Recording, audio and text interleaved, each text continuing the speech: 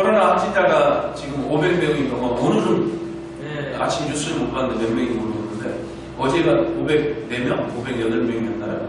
한 3일, 4일간 계속해서 500명 이상이 확진자가 나타나고 있는데 그 모습을 보니 참 안타깝고 참 빨리 회복되었으면 하는 그런 바람이 있었습니다. 그런데 또 한편으로 또 감사한 것은 우리 만나교회를 생각하면서 참 감사하다라는 생각을 하게 됐어요. 왜 감사한가? 지금 이 영상을 보시는 분들 잘 들으시고 우리 만나교회 오세요. 굉장히 넓잖아요. 사람 인원수에 비해서 넓어요. 그렇죠? 그래서 이게 넓게 지금 벌써 굉장히 넓게 앉아서 예배를 드릴 수 있다는 것이 이게 이 생각을 하니까 너무 감사하더라고요. 참 이곳으로 오게 하신 하나님의 사인을 보고 사인 때문에 이쪽으로 왔는데 와서 여러분도 다 아시겠지만 여러 가지 우여곡절들이 있었잖아요. 뭐 기쁘고 즐거운 일도 있었지만 너무나도 안타깝고 막 정말 기가 막힌 일도 있었잖아요. 근데 그러면서 하나님이 분명히 보여주신 비전이 있는데 분명히 부흥이 될 텐데 부흥이 안 되고 왜 이렇게 더디는가 이런 생각을 하면서 기도하게 됐었는데 오늘 이 날이 있을 것이라고 하나님께서는 알고 계셨겠죠. 그래서 부흥을 더디게 하셨고 또 이렇게 넓은 공간으로 보내주셨지 않았는가. 우리 최목순 집사님하고 몇 분은 이제 아실 거예요. 저쪽에 여기 이사 오기 전에 교회 거기는 굉장히 좁잖아요. 그렇죠? 이거보다 지금 이 예배당이 3분의 1 정도, 한 4분의 1 굉장히 좁은 공간이었어요. 아마 거기서는 이렇게 예배를 못 드렸을 것 같아요. 좀 불안한 그런 부분도 있고 또 감염 예방의 그 기준에 맞춰서 예배를 드리려고 하면은 굉장히 좀 협소한 그런 공간이었는데 참 이곳은 굉장히 넓고 널찍널찍하게 앉아서 예배할 수 있다는 것이 너무 감사하다는 그런 생각을 하게 됐습니다. 우리가 지금 지지난주부터 마태복음 5장 1절에서부터 12절까지 있는 이 말씀을 가지고 팔복에 대해서 말씀을 듣고 있습니다. 우리에게 주신 축복의 말씀인데 우리가 보통 생각할 때 복을 받기를 많이 원하잖아요. 그리고 교회 나오는 그 이유도 목적도 예수님을 믿는 목적도 내가 복을 받기 위한 그런 목적으로 신앙생활을 하는 사람들이 굉장히 많아요. 그렇지 않나요? 아마도 그런 목적으로 교회를 나오기 시작한 분들도 이 중에는 계실 거라고 생각을 합니다. 그래 맞아요. 틀린 것은 아니에요. 틀린 것은 아니지만 그러나 성경에서 이야기하고 있는 진정한 복을 받는 그런 것과는 거리가 먼 내용의 말씀이 될 수도 있습니다. 우리 불교에서도요. 그리고 유교, 다른 이방 종교에서도 이 복을 받고자 하는 그런 신앙이라는 것, 그런 신앙이 깃들어 있다는 것 우리가 볼 수가 있습니다. 그런데 우리 기독교는 이런 우리가 일반적으로 생각하는 그런 복을 받기 위한 그런 종교가 아니라는 것이에요. 우리 일반적으로 복을 받고자 하는 것은 뭡니까? 내가 건강하고 우리 대한민국 오복이라고 있잖아요. 5가지 복이라는 게 있잖아요. 그것처럼 내가 건강한 복을 받기를 원하고 또 집안이 잘 되는 복이 주어지기 원하고 또 자녀들이 잘 되기를 원하고 또 많은 돈을 벌기를 원하고 그러니까 이런 또 내가 하고 있는 일이 잘 되기를 원하고 이런 복이 주어지기를 원하는 차원에서 신앙생활을 하는 그런 경우들이 있어요. 또 이런 복을 빌어가는 이런 복이 임하기를 비는 그러한 생활을 해나가는 그 모습들을 우리가 주변에서 많이 볼 수가 있습니다. 어떻게 보면 과거의 우리의 모습일 수도 있어요. 우리가 지지난주부터 이 팔복에 대해서 우리 마태복음 5장 1절에서부터 11절에 나와 있는 우리에게 주신 축복에 대한 말씀을 듣다 보니까 약간의 변화가 일어나는 것은 좀 사실인 것 같아요. 그리고 복에 대한 이 개념이 새롭게 재정립되는 그런 시간들이 아닌가, 이런 시간들을 겪으면서 조금은 복에 대해서 다르게 생각을 하지 않는가 그런 생각을 해봅니다. 이런 시간들을 통해서 이 팔복에 대한 의미를 다시금 해석하고 다시금 깨닫고 알게 됨으로써 이 복에 대한 개념을 새롭게 재정립할 수 있는 여러분들이 되었으면 좋겠습니다. 여러분, 우리가 신앙생활을 하는 그 목적은요, 구원받기 위한 것이에요. 구원을 받는다는 것은 예수 그리스도를 통해서, 예수님을 통해서 우리에게 주어지는 것이 있어요. 그것이 무엇입니까? 선물로 받은 것이 있죠. 하나님 나라를 선물로 받으신 거예요. 하나님 나라. 예수님을 믿음으로써 우리는 의롭다 칭함을 받았어요. 그러니까 우리에게 있는 이 죄를 예수님께서 죄 문제를 해결해 주심으로 죄 사함을 받았어요. 이제 죄가 없고 깨끗한 의로운 자가 되었어요. 그렇기 때문에 하나님 앞으로 나아갈 수 있는 자격이 주어지는 것이에요. 즉 하나님은 하나님 나라의 주체예요. 하나님 나라의 자체란 말이에요. 그렇기 때문에 하나님 나라로 들어갈 수 있는 자격이 주어진 것이에요. 즉 하나님 나라를 선물로 소유를 받은 것이에요. 예수 그리스도를 통해서. 하나님 나라를 선물로 받은 우리는 이 하나님 나라를 소유하면서 살아가고, 또 이 하나님 나라를 누리면서 살아가고, 또 결국에는 완성되어지는 그 과정까지 이 하나님 나라 속에서 살아가는 것이에요. 그렇기 때문에 이게 복이에요. 복. 이런 팔복을 통해 가지고 하나님 천국에 대해서 설명을 해주는 그런 내용의 말씀이 바로 이 팔복입니다.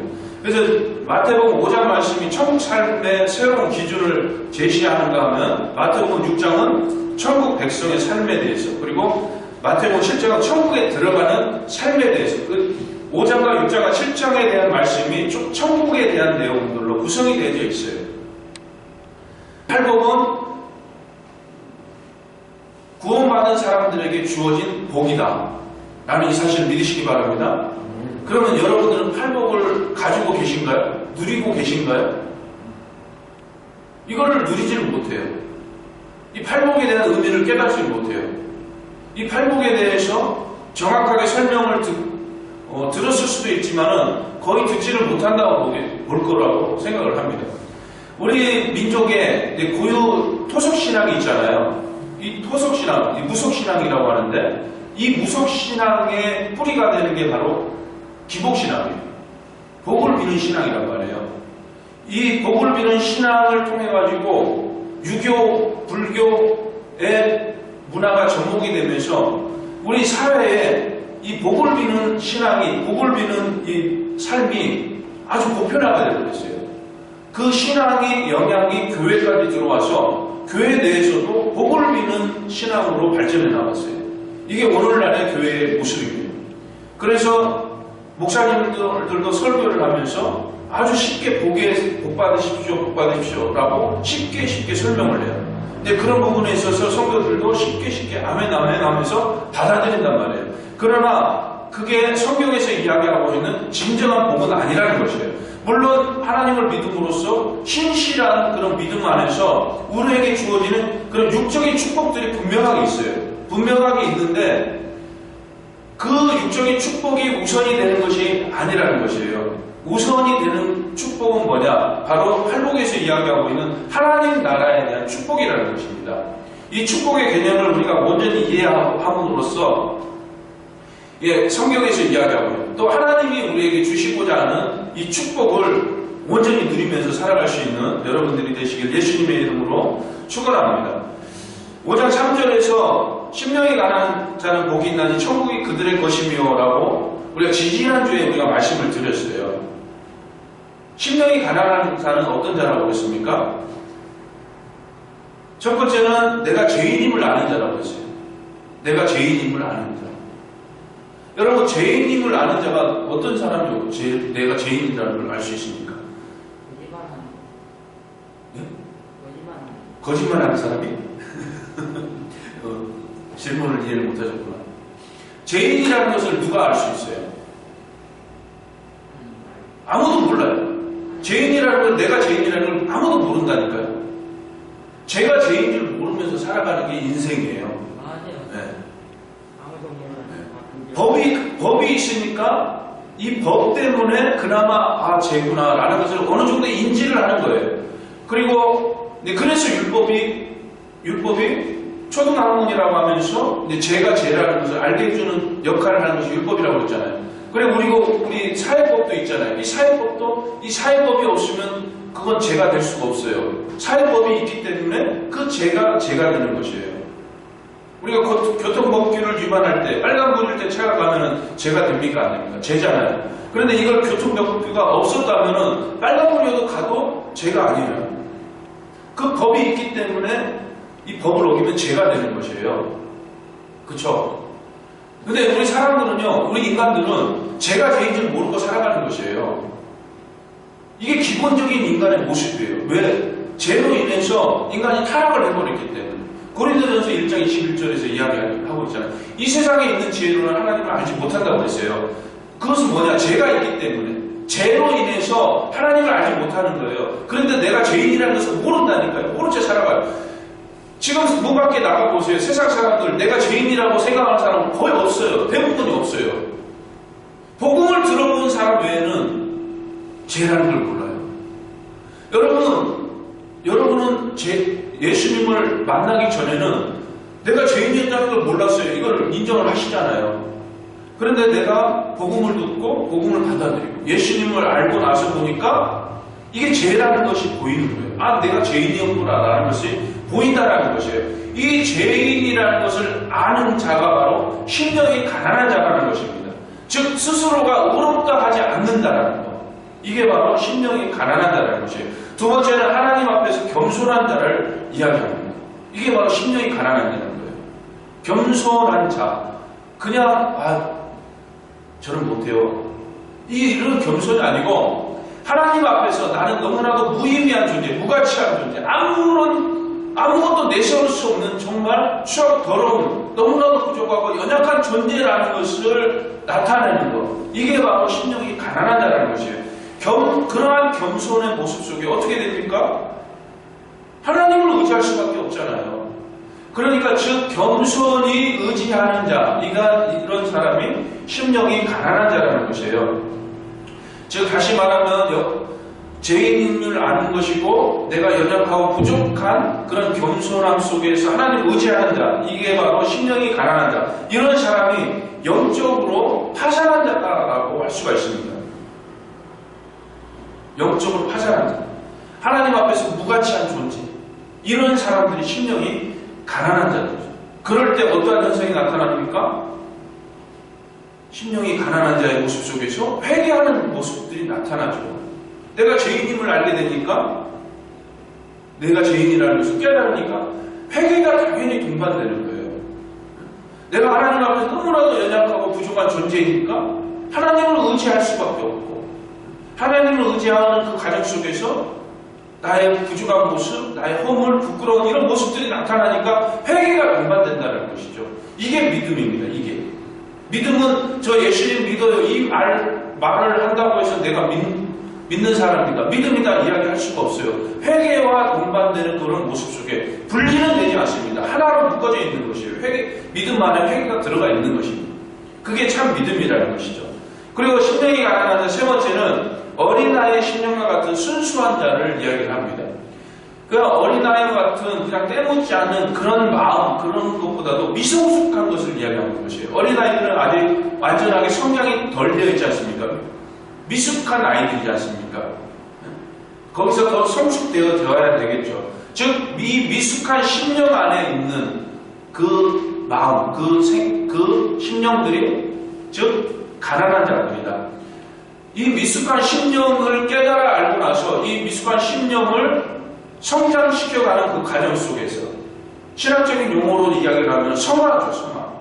내가 거룩한 자의 반대를 모르고자 하는, 거룩한 자의 삶을 살아가고자 하는 그러한 과정 속에 있는 그 심령, 그 심령이 곧 가난한 자다라는 말씀입니다.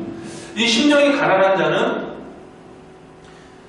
입술로 고백하는 것만으로는 부족합니다. 부족하고 애통하는 자리까지 나가야죠.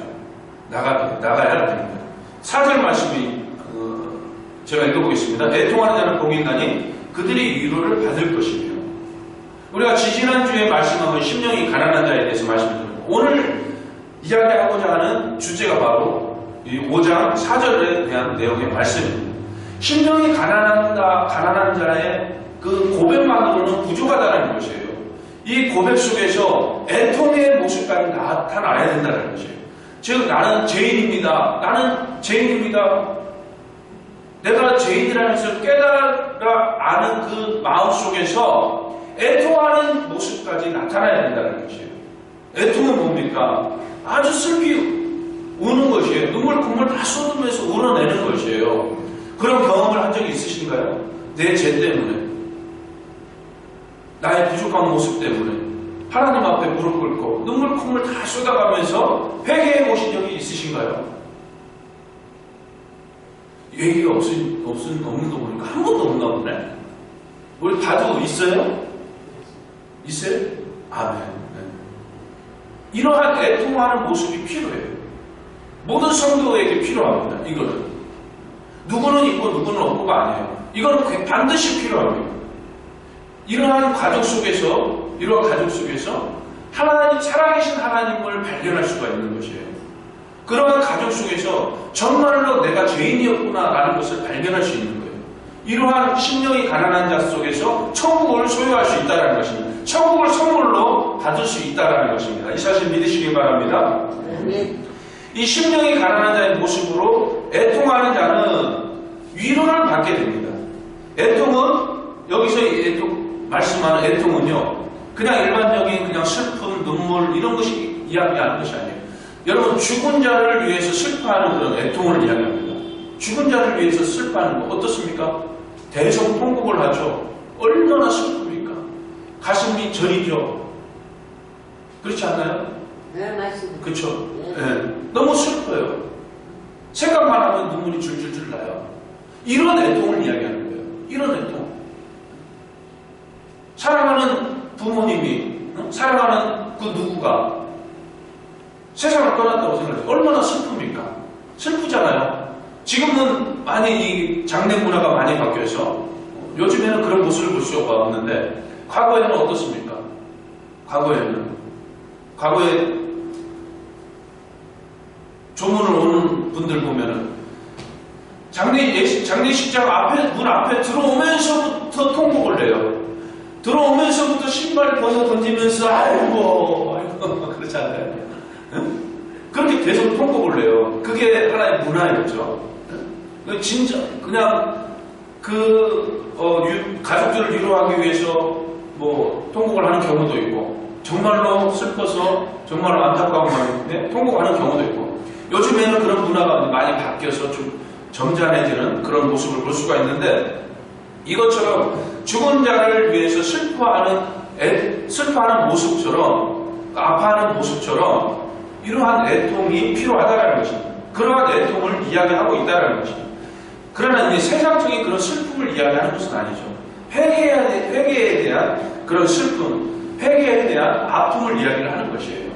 내가 죄인이었던 그 과거의 모습, 정말 부끄러웠던 그 과거의 모습, 정말 내세웠던 허물투성이었던 그런 추하고 더러운 모습이었던 그 과거의 모습을 생각을 하면 할수록 슬퍼요. 이러한 애통하는 모습이 있어야 된다는 것입니다. 그런데 이러한 애통하는 모습은 그냥 회색주의자, 비관하는 자, 이런 것과는 또 다른 모습이에요. 우울함에 빠져있는 이런 모습과는 다른 것이에요. 그러한 의미의 애통을 이야기하는 것이 아닙니다. 여러분, 애통의 종류에는 몇 가지가 있는데요. 첫 번째는 영적 파탄을 깨닫고 의에 줄이고 목말라하기 직전에 애통을 이야기합니다. 그러니까 영적으로 파탄난 것이 심령이 가난해진 거예요. 이 모습 속에서 어떻게 됩니까? 이제 슬픔이 일어나는 거죠. 내가 정말 과거의 모습, 나의 예수님을 만나기 전에 내 모습을 보니까 너무나도 부끄러운 모습이에요. 너무나도 이러한 애통하는 모습, 그리고 의에 줄이고 목말라 하기 전에 애통, 이 심령이 가난한 이 나의 죄인, 내가 정말 추하고 더러운 죄악 속에서 죽을 수밖에 없는 그 길을 걸어가고 있었던 이 부끄러움, 너무나도 부끄럽습니다. 주님 저는 어떻게 해야 됩니까? 주님을 찾는 이 모습, 의에 줄이고 목말라 하는 이런 모습, 이런 애통을 이야기하는 것이에요.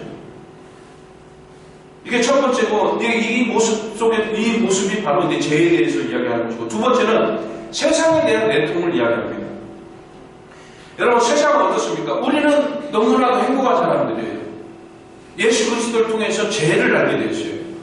그 주님 앞에 죄를 고백함으로써 이제 제사함을 받았고 우리는 천국을 소유하면서 살아가는 그런 행복한 사람들입니다. 그러나 세상은 어떻습니까? 여전히 죄로 인하여서 사망으로 치닫는 그런 세상을 우리가 볼 수가 있습니다. 이러한 세상을 바라보면서 애통할 수 있어야 된다는 것입니다. 여러분 예수님의 눈물에 대해서 우리가 말씀을 드렸죠. 예수님 3번 우셨다고 그랬어요. 첫 번째가 죽은 나사로를 보고 우셨다고 그랬어요. 죽은 나사로. 친구 나사로를 보고 우셨어요. 왜 우셨습니까? 그가 사망의 고통 속에서 죄의 고통 속에서 사망에 이르는 모습을 보고 우셨어요. 친한 친구였는데 그거는 나사로 한 사람만 본 것이 아니고 모든 인류를 보신 거예요. 예수님은. 이 죄로 인해서 얼마나 고통입니까? 죄로 인해서 고통 속에서 살아가요. 우리도 그렇게 살았었어요. 저도 그렇게 살았었고 그 죄로 인한 고통 속에서 믿지 않는 사람들이 세상 사람들이 그렇게 살아가고 있어요. 그들은 그걸 모르면서 그냥 신음하면서 그러려니 하면서 이게 인생이야 하면서 막걸리 한잔 먹으면서 살아가요. 자기네들도 위로하면서. 그러나 그게 참된 위로가 될 수가 있을까요? 그렇지 않잖아요. 불쌍한 모습으로 살아가고 있단 말이에요. 이러한 모습을 보면서 애통할 수 있어야 된다는 것이죠. 이 예수님이 세상 죄로 인해서 고통 가운데에서 거하는 그 인생들이 결국에는 사망으로 이르는 그런 모습을 보고 눈물을 흘렸다고 했잖아요. 그 예수님의 모습 속에서 우리도 세상을 바라보면서 애통할 수 있어야 된다는 것입니다. 두 번째 애통은 뭐였습니까? 예루살렘의 멸망을 미리 아시고 예수님께서 애통하셨어요. 예수님을 받아들이지 않은 그 죄의 결과로 인해서 예루살렘이 돌 위에 돌 하나도 남지 않을 만큼 실제적으로 70년 뒤에 멸망을 했어요. 역사학자 요세푸스가 기록한 그 책을 보면 전에 한번 말씀을 드렸죠.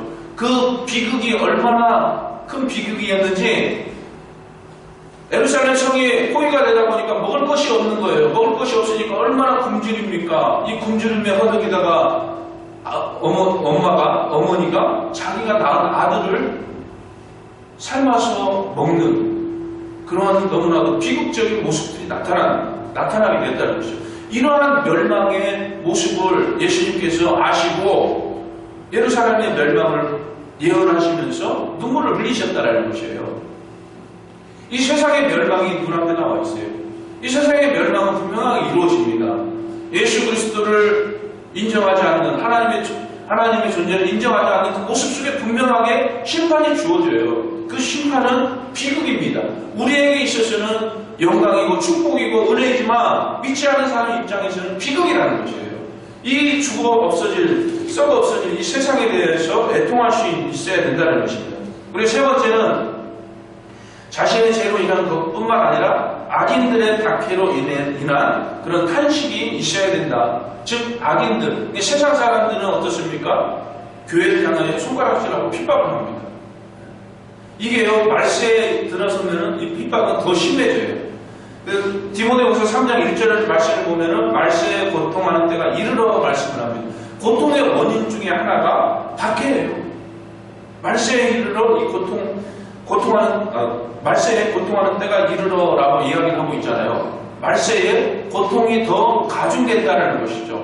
그러니까 삶이 더 힘들어지는 것이죠. 숨쉬기조차도 힘들어지는 거예요. 오늘 코로나 사태 또한 그 한 부분이라고 저는 그렇게 보고 있습니다. 여러분, 이건 세상 사람들이 이 영상을 보고 얘기를 들으면 또 미친놈 하면서 욕을 할 수도 있어요. 그러나 분명하니까 여러분 우리 과학이 얼마나 많이 발전되어 있어요. 이러한 바이러스 하나를 잡을 수 있는 그러한 백신을 개발하는 그런 부분들이 이렇게 시간이 촉박함에도 불구하고 빨리 개발이 되지 않고 그리고 바이러스 자체가 변형이 되는 이런 모습 속에요. 이게 하나님의 섭리하심이라고 우리가 읽어볼 수가 있는 것이에요. 하나님의 계획 속에서 진행되고 있다는. 그리고 사실 내가 숨을 하나 쉬는 이것조차도 날아가는 참새 한 마리조차도 하나님의 허락하지 않으시면은 땅에 떨어지지 않는다고 했어요. 이 세상 돌아가는 모든 것들이 하나님의 운영하심 속에서 돌아가고 있다는 사실 믿으시기 바랍니다. 하나님의 주권 속에서, 하나님의 섭리하심 속에서 톱니바퀴가 맞물려서 돌아가듯이, 차가 돌아가듯이 그렇게 운영이 되고 있다는 것이에요. 이 사실을 인정을 하셔야 돼요. 인정을 하셔야 돼요. 근데 이 말세에 고통하는 때가 이르러라고 말씀을 합니다. 말세에 여러 가지 일들 때문에 고통을 받아요. 그 중에 하나가 박해로 인하는 것입니다. 박해로. 핍박이죠, 핍박. 예수 그리스도를 믿는 그 믿음을 가지고 있다는 그 자체만으로도 핍박을 받아요. 그 속에서 오늘날의 교회의 모습이 어떻습니까? 부끄러운 모습들이 많이 있지 않습니까? 이런 모습 속에서 더 많은 박해가 이루어지는 것이죠. 물론 그 부끄러운 모습에 대한 책임을 져야 되겠죠. 그러나 이름도 없이 빛도 없이 신실하게 이 말씀 안에서 하나님의 영광을 위해서 살아가는 그런 그리스도인들도 많이 있겠죠. 그런 사람들까지도 피해를 보고 있는 그런 세상이라는 것이죠. 그러한 박해가 계속해서 주어지는데 그럴 때 어떻게 해야 됩니까? 대적을 해야 될까요? 너 나한테 손가락질을 해? 같이 싸워야 될까요? 이게 아니에요. 성경에서는 사랑을 이야기를 하고 있지 않습니까? 그래서 우리는 그러한 모습이 나타날 때 슬퍼하며 애통하는 자의 모습이 나타나야 된다라고 말씀을 드릴 수가 있습니다. 여러분, 애통의 종류 네 번째는요, 불의에 대한 애통입니다. 불의. 에스겔 9장 4절 말씀을 보면은 예루살렘 가운데서 행해내어지는 모든 가증스러운 일들을 인하여 탄식하였다라고 말씀을 합니다. 예루살렘 성전을 향하여서 행해지는 모든 가증스러운 것. 그러니까 예루살렘 성전 안에서 행해지는 모든 가증스러운 것. 즉, 이 말씀은 하나님의 이름이 더럽혀지고 있는 사실에 대해서 그런 모습들에 대해서 슬퍼해야 된다는 것이에요. 여러분, 오늘날 교회 이름으로 해서 얼마나 많은 악행들이 벌어지고 있습니까? 부끄러운 모습인데, 참 부끄러운 모습인데, 근데 대부분의 교회의 모습은 아니라고 생각을 해요. 극히 일부라고 생각을 합니다. 그런 교회의 모습 속에서 부끄러운 모습들이 많이 나타나요. 목회자의 모습 속에서 부끄러운 모습들이 많이 나타나요. 성도들의 모습 속에서 부끄러운 모습들이 많이 나타나요. 교회는 대표성이 있고 또 목사는 목사의 이 직책이라는 것이 대표성이 있다 보니까 무슨 문제가 일어나면 사회적으로 이슈가 돼요. 언론에서 크게 노출이 돼요. 그러다 보니까 손가락질의 대상이 됩니다. 성도들은 어떻습니까? 그럼 성도들은 아주 잘하고 있나요? 천만의 말씀이에요. 성도들은 더해요. 다만 대표성이 없기 때문에 드러나지 않았다는 것 뿐이지 성도들 간에는 어떻습니까? 성도들 간에 하나님의 이름을 더럽히는 그런 모습들이 비일비재해요. 하나님의 이름을 망령되게 여기지 말라고 했는데 그런 모습들이 많이 나타난다는 것이에요. 하나님의 이름을 파는 사람들이 얼마나 많습니까? 우리 만나기는 없지만 대형교회 하나님이 필요해서 대형교회를 세우셨어요. 나름대로 하나님께서 사용하고 계셔요. 그런데 그 많은 사람들이 모이는 그런 모습 속에 어떻습니까? 비즈니스가 성행하고 있잖아요. 하나님의 이름을 팔아서 자기네 개인의 이득을 취하는 그런 모습들이 많이 나타나고 있지 않습니까? 그게 신앙이 아니잖아요. 그건 믿음이 아니잖아요. 그런 종교 행위잖아요. 종교 행위. 하나님의 이름을 더럽히는 것이란 말이에요. 이러한 모습들을 보면서 슬퍼하며 애통할 수 있어야 된다는 것입니다. 여러분, 이러한 애통의 종류 네 가지를 말씀을 드렸는데 왜 이러한 모습들이 나타날까요? 왜? 이 모든 것이 개인의 죄 때문이고 공동체의 죄 때문이라는 것이에요. 이 사실을 믿으시길 바랍니다. 뭐 때문이라고요? 우리의 죄 때문이에요. 이러한 모습들이 나타나는 것이 나는 깨끗하니까 천만의 말씀이에요. 나에게도 문제가 있어요. 여러분에게도 문제가 있어요. 어떤 문제입니까? 그런 모습을 보면서 애통하지 않은 이 모습만이 그러한 모습 하나만으로도 문제가 있는 것이에요. 그런 모습 하나만으로도 죄가 되는 것이에요. 애통해야 될 그러한 모습을 보고 애통하지 않는다는 것이에요. 기도하지 않는다는 것이에요. 그런 모습을 보고 회개하며 기도하며 돌이키고자 하는 그런 모습들이 나타나야 될 것입니다. 여러분, 그러한 모습 속에 어떠한 현상이 나타난다고 했습니까? 4절 말씀 다시 읽어보겠습니다. 애통하는 자는 복이 있나니 그들이 위로를 받을 것이며 말씀을 합니다. 위로를 받는데 위로. 그러한 애통하는 모습 속에서 하나님의 위로가 있다라는 것입니다. 여러분, 그런데 이 위로는요, 어떤 의미를 가지고 있느냐?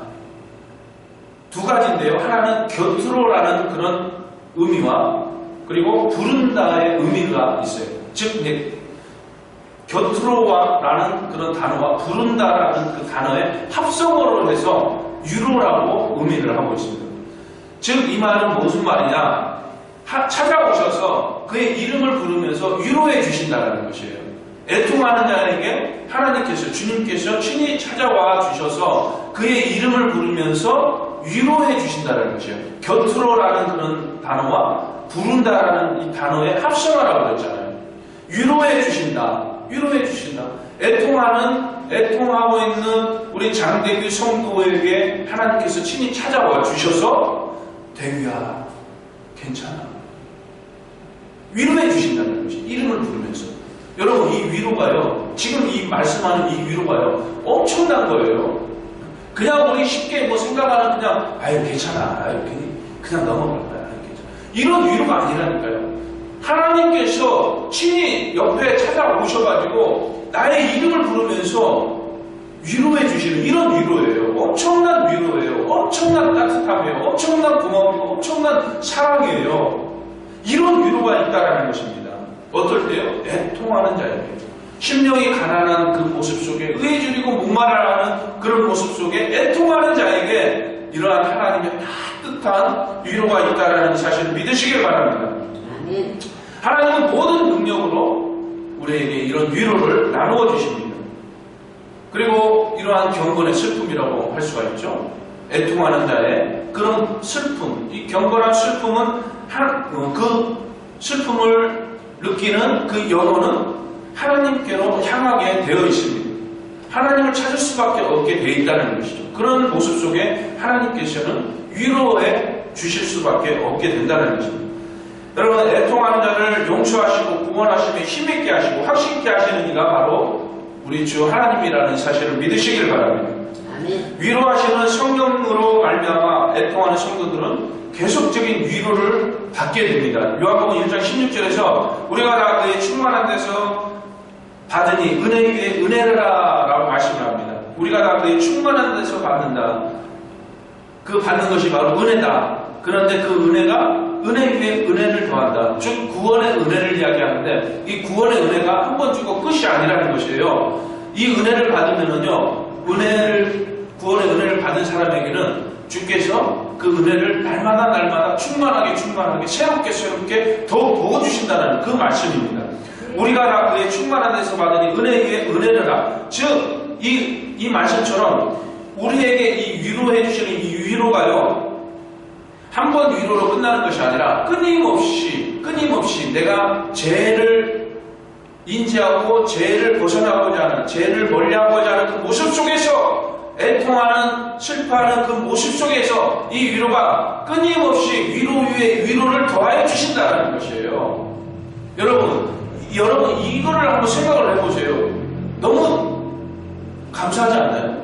한 번 베풀으신 은혜로 끝나는 것이 아니고 그 은혜 위에 은혜를 새롭게 날마다 새로운 은혜를 부어주시는 이 은혜가 너무나도 기쁘고 너무나도 감사하지 않나요?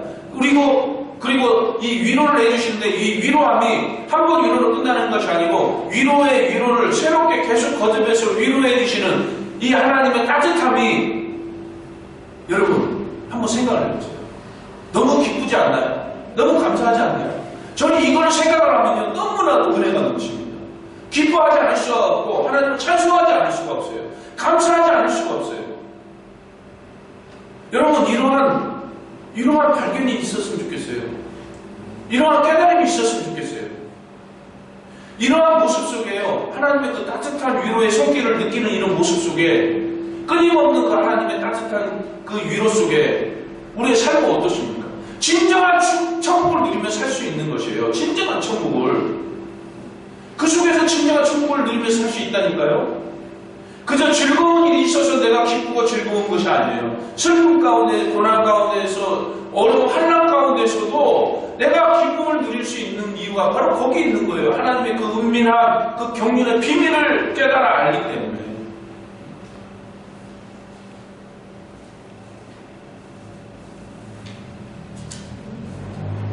시간이 많이 흘러서 정리를 해보겠습니다.